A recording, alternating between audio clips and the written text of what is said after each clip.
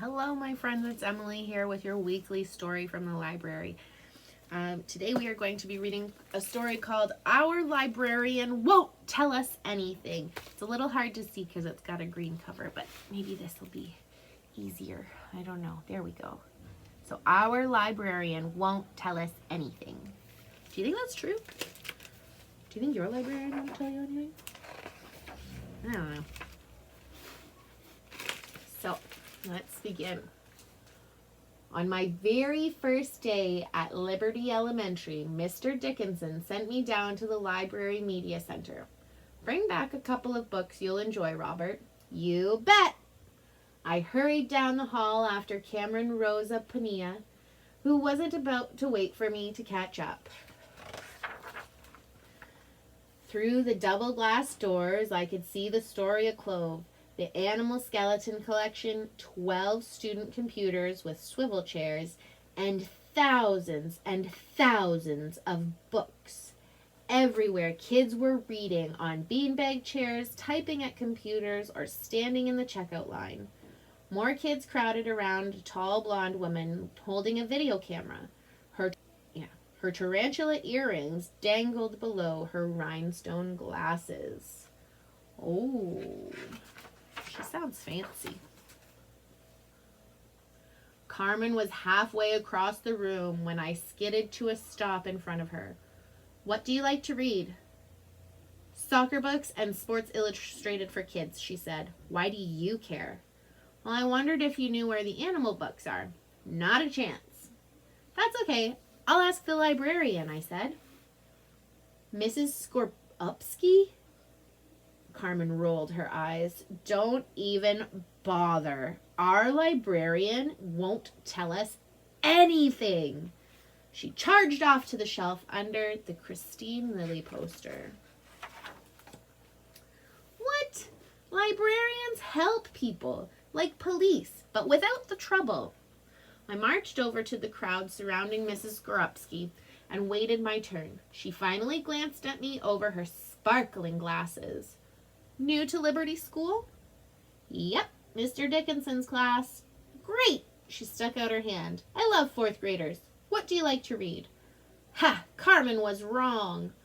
Got any animal books? Annie? We've got so many animal books. Mammals, birds, reptiles, amphibians, fish. I could lock you in here for a year and you'd still be reading. Well, if you didn't starve first. Awesome, I said. Mammals, please. Where are they? Follow me. She marched off across the room. I was so busy gloating in my mind that I smacked right into Mrs. Skorupski when she stopped at the first bank of computers. Have a seat. She swiveled a chair and gave me a gentle push onto the cushion. Wait, I bounced up. Cool earrings, but not much of a memory. You were taking me to the mammal books. She twirled the chair again and pointed. Sit. Her tarantulas bobbed near her cheek. She pointed to an icon on the screen. Click the online catalog and type MAMMALS into the subject search box. Just then, Carmen poked my ribs and hissed in my ear. See, I told you she wouldn't tell you anything. Mrs. Skorupski just smiled. I clicked search and got a long list of books. I chose a few titles and read more about them. Then I wrote down the call numbers and titles of the books I wanted in the catalog slips she handed me. Oakley dokley, she said at last. Now use the shelf labels to find them.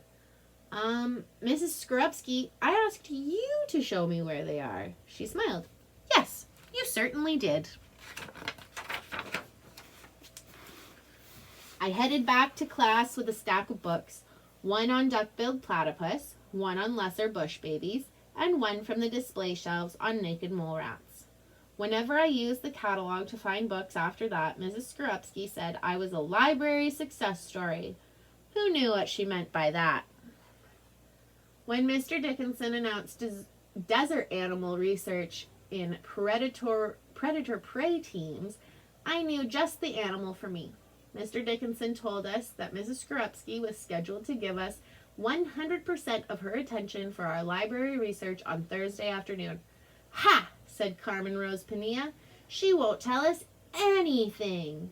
That's enough, Carmen, Mr. Dickinson said. Do you think that's true? Do your librarians not tell you anything? I don't know. We each started by taking notes on the predators of 10 desert animals of our choice. When we finished, we joined predator-prey pairs. I'll be a predator, Carmen said. Big surprise, I thought. When I reported that poisonous rufous-beaked snakes eat naked mole rats, she signed on to be my partner. Oh, joy. Mr. Dickinson and Mrs. Skorupski handed out the source's criteria sheet. I wrote down our names on the sheet and hopped up from my chair. Where are you going? Carmen said.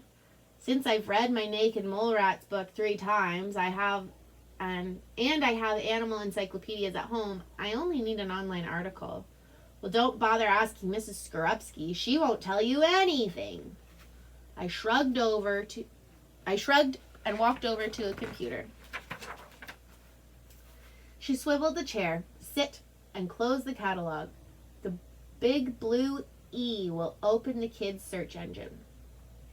I typed NAKEDMOLERATS in the search box. Up popped a list of links.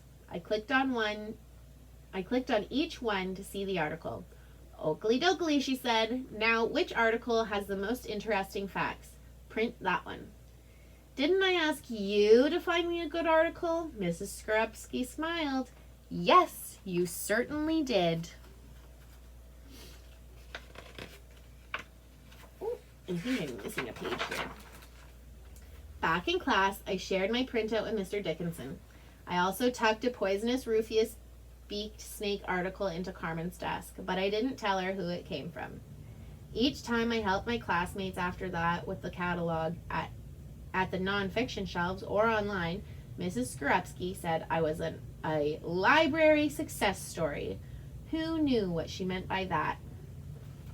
Then Mr. Dickinson assigned a desert animal multimedia project. Carmen Rosa Pinilla and I finally had a huge fight.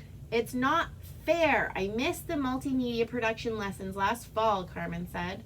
No problem, I said. Since I hadn't moved here yet, Mrs. Skorupski will definitely help us.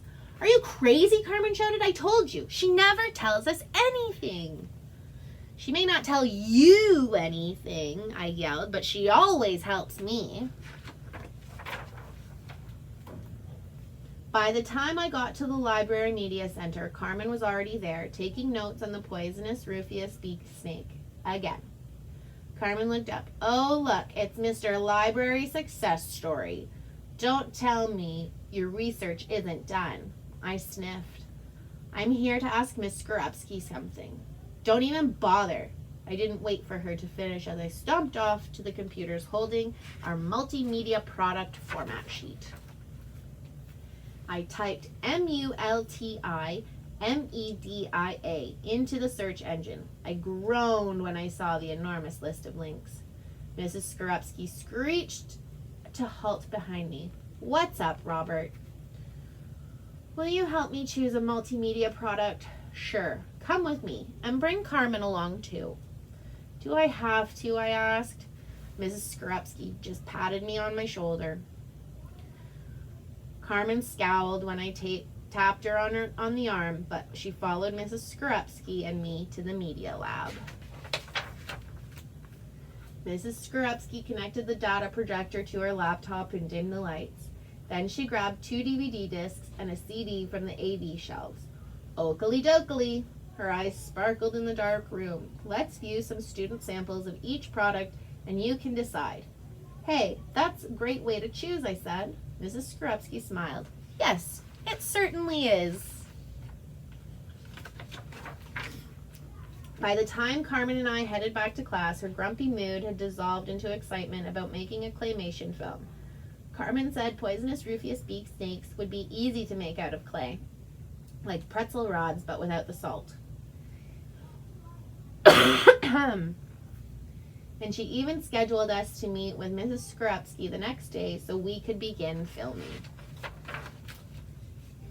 Last week, when Allison Chen moved to Liberty School, Mr. Dickinson sent her down to the Library Media Center with me. Mrs. Skorupski tells me Robert is a library success story, Mr. Dickinson said. Who knows what she means by that, I said as I walked down the hall with my new friend Allison. You're going to love Mrs. Skorupski. Our librarian can teach you anything. Oh my goodness, what a wonderful book that was. All about how the librarian, she might not tell you directly what you want to hear, but she's helping you find the answers that you're looking for, and that's what we're here to do too. So I hope that you all have a wonderful day. Come to the library, take this book out and read it if you'd like, or come on down and ask Shan and I some questions if you'd like. Hope you all have a great day. We'll see you again next time. Bye.